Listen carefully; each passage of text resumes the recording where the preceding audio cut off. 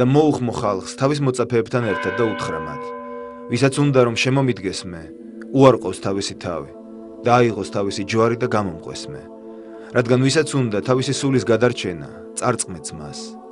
ხოლო ვინც წარწმეთს თავის სულს ჩემთვის და სახარებისათვის, გადაარჩენს მას. ამ სიტყვებით, საყვარელო ძმაო, მაცხოვარი გვასწავლის, რომ თუ ვინმე სურს იყოს მისი ნამდვილი მიმდევარი, საკუთარი თავი უნდა დაივიწყოს, არ დაზოგოს, არ ებრალებოდეს. საკუთარ თავს მტერივით ექცეოდეს. ერთი შეხედვით ძალზე მკაცრია ეს დარიგება, მაგრამ მის დაუძლებლად ადამიანი მაცხოვრის მოწაფედ ვერ იწოდება. ყოველი კაცის გულში საკუთარი თავის დიდი სიყვარული ბუდობს. ცოდვაში მყოფი ადამიანი ისე ეფერება, ზრუნავს და ანებირებს თავის ხორციელ მოთხოვნილებებს, როგორც დედა კალთაში მჯდომარე ჩვილს, რომელსაც ძალა არ შესწევს წინააღმდეგობა გაუწიოს, პატარას იმ მიზეზით, რომ არ შეწუხდეს და ტირილი არ დაიწყოს. თითქმის ასევე იქცევა ცოდვაში მყოფი ყოველი კაცი. თუ მის გულში განდიდებულია ამგვარი ცნობიერება, მას როგორღა შეუძლია ჯეროვნად შეიყვაროს სხვა ადამიანი და ღმერთი. იგი ყოველთვის მზადაა მოყვასი საკუთარ კმაყოფილებას შესწიროს, ვიდრე თავად ემსახუროს მას. ამის საპირისპიროდ მაცხოვარი საკუთარი ნების უარყოფას გვასწავლის.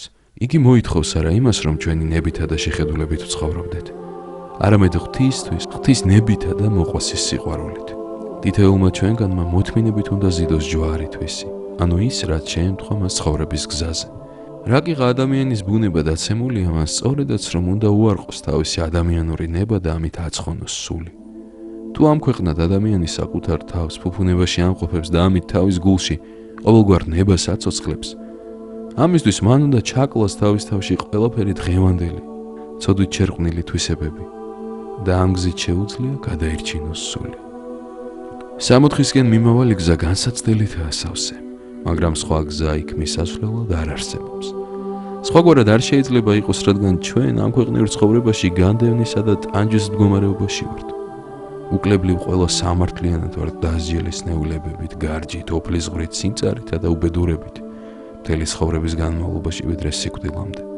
სწორედ ზეციური სასუფეველის დასამკვიდრებლად დავითმენთ ყველა ამ უბედურებას, მაგრამ ყველა როდი მოიპოვებს საუკუნო ნეტარებას. მაშ რა არის საჭირო საიმისოდ, რომ ყველა ამ მწუხარებამ ცათა სასუფეველში მიგვიყვანოს? უპირველესად ყველა განსაცდელი რწმენითა და გულწრფელი სინანულით მივიღოთ. მოთმინებით უზიდოთ ღვთის სახელისთვის, რათა ამ გამძლეობით ვძლიოთ ბოროტს სამოთხისკენ მიმავალ გზას რომ გვეღობავს. ისმის კითხვა, როგორ მივახციოთ განსაცდელთა უდრტვინვალ გადატანას? ამისთვის საჭიროა მუდმივად გვახსოვდეს, რომ ჩვენი ამ ქვეყნიური ყოფა სამოთხე კი არაა, არამედ მისგან გაძევებული მდგომარეობა. თავიდან უნდა ავიცილოთ ის შეცდომა, რომელსაც ადამიანები ხშირად უშვებენ, როცა ამ სოფლად სამოთხის დაბრუნებასა და მასში ტკბილად ცხოვრებას ცდილობენ. ხშირ-ხშირად შევახსენოთ საკუთარ თავს მაცხოვრის სიტყვები. სოფელსა ამას ჭირი გაქვს, არამედ ნუ გეშინინ რამე თუ მე მიძლევი ეს სოფელსა.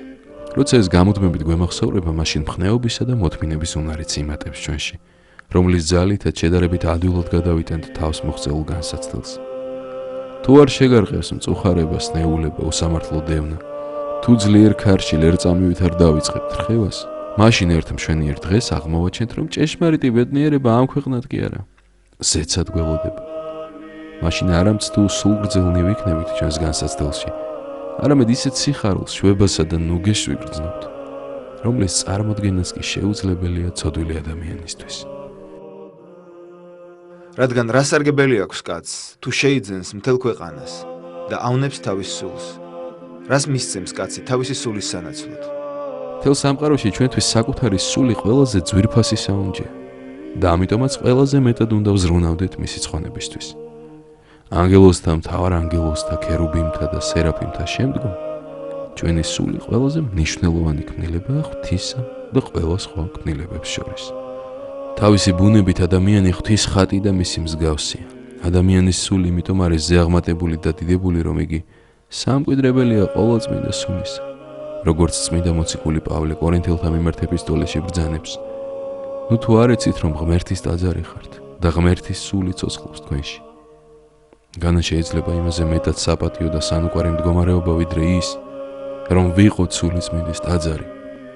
ადამიანის სულის ღირსების დასტურად ვიტყვით იმას, რომ ძეღვთისა ცოდვით დაცემული კაცობრიობის გამოსახსნელად თავად განკაცდა, იშვა, ცხოვრობდა და ებრძოდა ყოფით სიმძიმეებს, იდევნებოდა შეურაცხყოფას იტანდა, ჯვარს ეცვა და აღესრულა ენით გამოუთქმელი ტანჯვა-წამებით.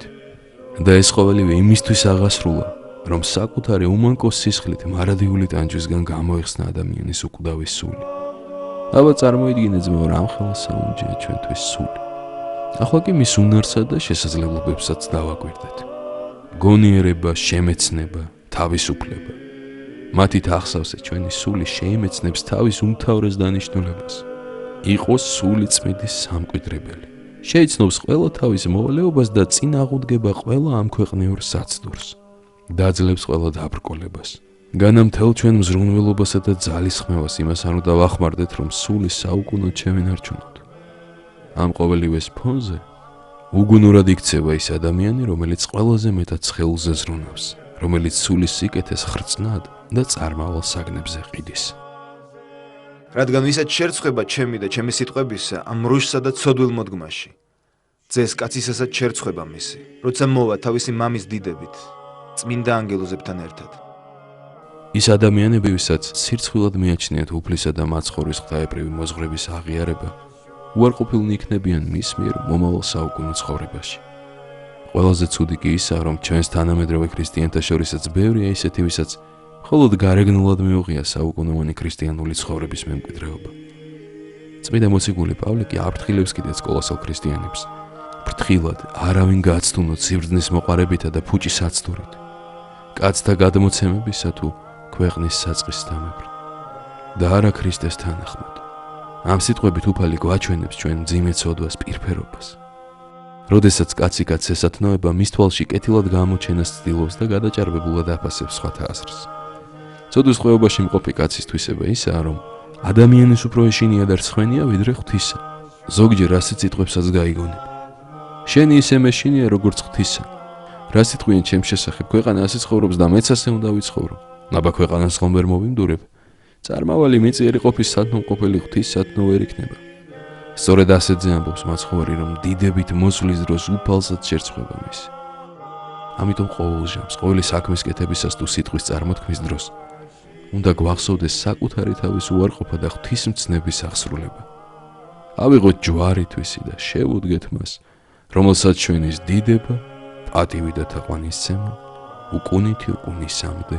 ამინ.